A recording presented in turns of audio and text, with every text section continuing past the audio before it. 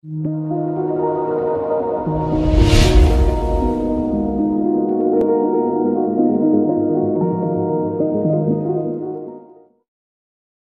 Sobat Zona 21, berjumpa lagi dengan saya di channel Zona 21.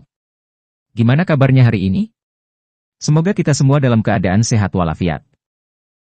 Hari ini kita akan membahas alur cerita film horor yang berjudul Darkness in Tenement. Tapi sebelum cerita dimulai, tidak bosan-bosannya mau ngingetin buat kalian yang suka channelnya boleh subscribe aja. Dan nyalakan notifikasinya supaya gak ketinggalan alur cerita film berikutnya.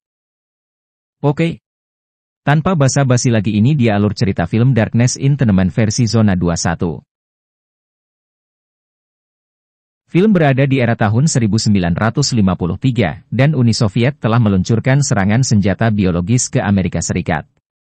Sebagian orang menolak untuk dievakuasi dan memilih untuk tinggal di rumah masing-masing dan menutup semua akses pintu, jendela, bahkan lubang-lubang yang dapat menyebabkan udara dari luar masuk ke rumah hingga mereka memutuskan untuk karantina dan isolasi sampai para bantuan menolong mereka. Film memperlihatkan sekelompok orang yang mengurung diri di sebuah apartemen. Salah satu dari mereka bernama Joanna yang merupakan tokoh utama di film ini.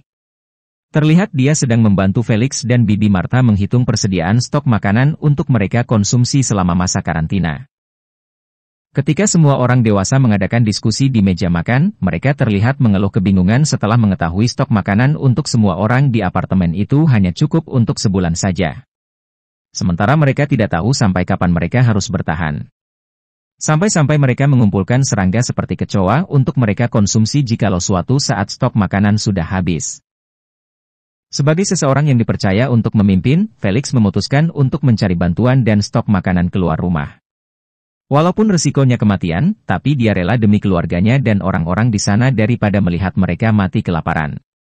Lalu semua anak-anak di apartemen itu dipanggil untuk makan malam. Setelah semuanya berkumpul, Felix menceritakan keputusannya pada mereka. Nampak kedua anak perempuannya menolaknya untuk pergi dari sana. Namun, Felix tidak punya pilihan lain.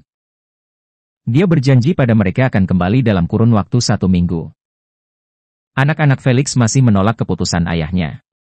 Sementara anak laki-lakinya yang bernama Thomas hanya bisa diam saja tanpa ikut campur. Dengan umurnya yang masih remaja, terlihat dia sangat terobsesi dengan payudara sehingga dia nampak sedang memperhatikan payudara kakaknya yang sedang duduk. Dia lalu pergi ke sebuah lemari dan menguncinya untuk menyendiri. Thomas selalu menyendiri di dalam sebuah lemari sambil melihat majalah lama yang bergambar wanita. Lalu setelah Felix memanggilnya, dia berpesan agar Thomas bisa menjaga kedua kakaknya ketika Felix pergi. Akhirnya tiba saatnya Felix meninggalkan apartemen itu lengkap dengan baju pelindung karena udara di luar masih tercemar. Terlihat mereka juga sudah berkumpul di sana merelakan kepergian Felix. Anak-anak disuruh untuk jaga jarak dengan pintu dan menutup hidung mereka dengan kain saat pintunya dibuka. Singkat cerita, hari demi hari berlalu, tak terasa sudah seminggu sejak Felix meninggalkan mereka, belum ada kabar tentang kepulangannya. Joanna mengira Felix tersesat di luar sana. Dia ditemani oleh seorang laki-laki yang bernama Walter dan adiknya yang bernama Rhonda. Setiap malam Joanna selalu mendapat mimpi buruk. Dia mendapati banyak sekali garpu yang berceceran dan dihantui oleh sosok makhluk menyeramkan. Joanna sering menuliskan kejadian-kejadian yang dialaminya pada buku diarinya. Dia juga memiliki sebuah penyakit yang bisa melukai dirinya sendiri. Scene berpindah pada dua putrinya Felix yang sedang berdebat dengan Thomas di tengahnya. Lagi-lagi Thomas kedapatan sedang memperhatikan payudara kakaknya. Karena ketahuan, seperti biasa dia mengurungkan dirinya di sebuah lemari sambil melihat majalah yang berisi foto-foto wanita. Sambil menyelimuti dirinya dengan kain, terlihat Thomas sedang berimajinasi dengan foto di majalah tersebut. Entah apa yang dia pikirkan, tanpa disadari dia membuat sebuah lubang kecil di dinding yang mengarah langsung keluar, membuat udara dari luar masuk ke dalam. Mengetahui hal itu, dia langsung menutup lubangnya dengan kain sebelum ada orang lain yang mengetahuinya. Di lain tempat nampak Bibi Martha dibantu seorang pria sedang memasang kunci kamar Joanna dengan alasan untuk keamanan. Tindakannya itu secara tidak langsung membuat Joanna merasa tidak nyaman. Joanna langsung mengunjungi kamar Walter dan menceritakan yang dibuat Martha padanya. Ternyata Martha juga memasang kunci di kamar mereka dengan alasan yang sama. Sementara itu Rhonda, adiknya Walter, terlihat mulai muncul gejala batuk-batuk. Tiba-tiba muncul gempa yang lumayan besar. Mereka semua berkumpul di bawah kolong meja makan untuk berlindung.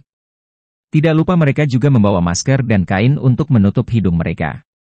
Lagi-lagi di saat seperti itu pun Thomas kedapatan sedang menatap payudara kakaknya yang sedikit terbuka. Gempa itu membuat jendela yang ditutup dengan kayu sedikit terbuka yang mengakibatkan cahaya dari luar masuk ke dalam. Secara tidak sengaja Joanna melihat sebuah balon berwarna kuning melayang melewati jendelanya yang terbuka sesaat sebelum jendela itu ditutup kembali dengan papan. Dia kemudian menceritakan yang dilihatnya pada Martha dan orang-orang di sana bahwa dia melihat balon. Namun, Martha tidak memperdulikannya. Dia meyakinkan pada Joanna bahwa yang dilihatnya hanya fatamorgana. Martha mengklaim bahwa Joanna memang sakit. Tanpa bisa berbuat apa-apa dia tertidur dan mengalami mimpi buruk lagi. Joanna melihat sosok wanita yang diduga ibunya di dekat pintu yang terbuka lebar. Saat dia hendak mendekati pintu itu, sosok wanita menyeramkan tersebut melukai Joanna.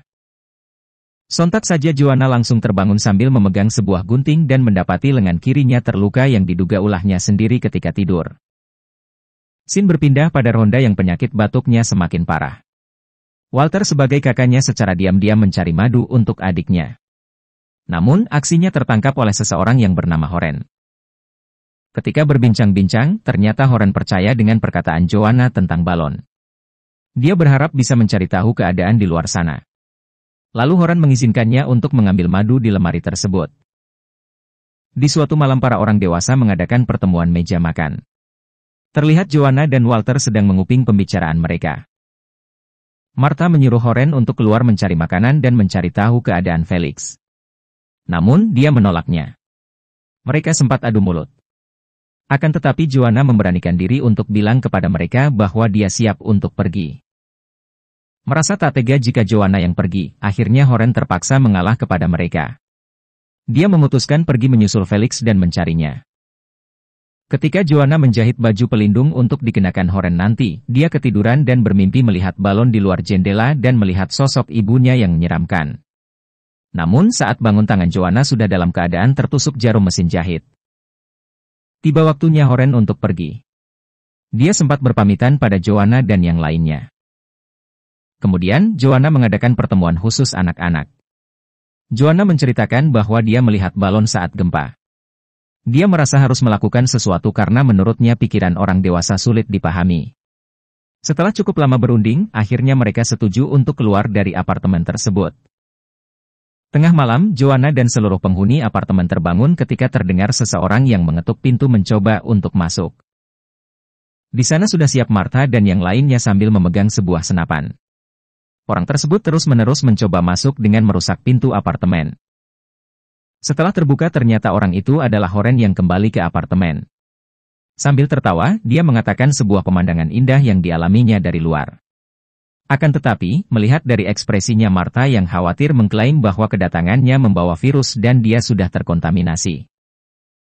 Saat Joanna menanyakan apa yang dilihat Horen di luar, tiba-tiba Martha menembaknya sampai-sampai darahnya mengenai wajah Joanna.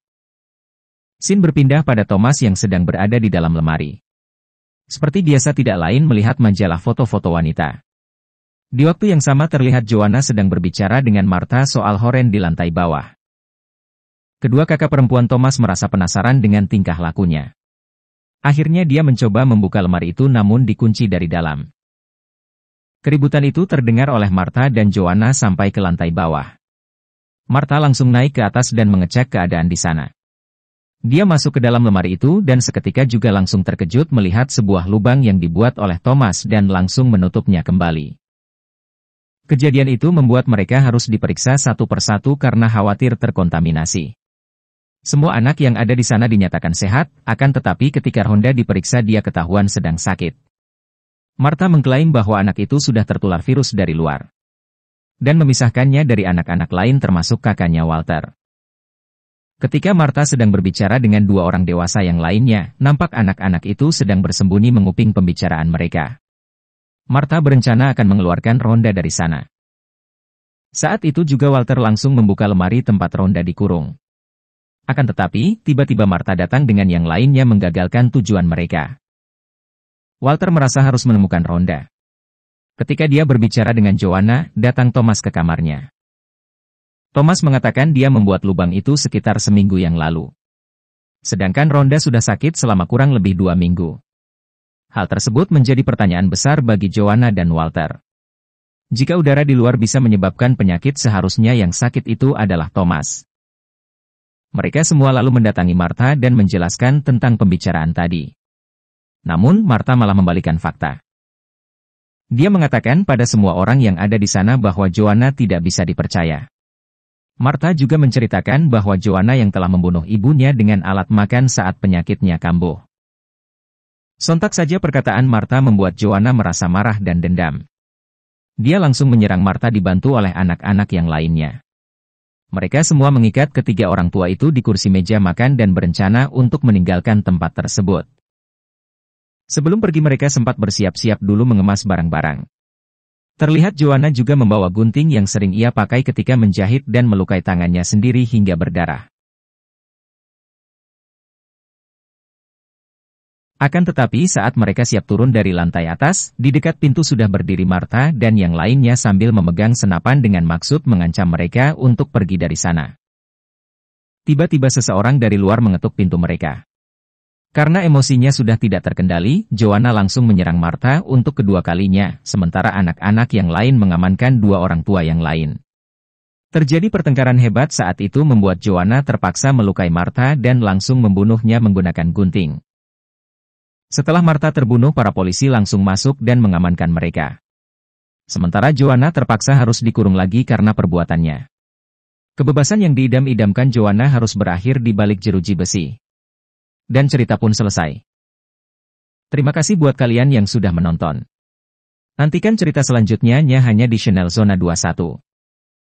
Sampai jumpa.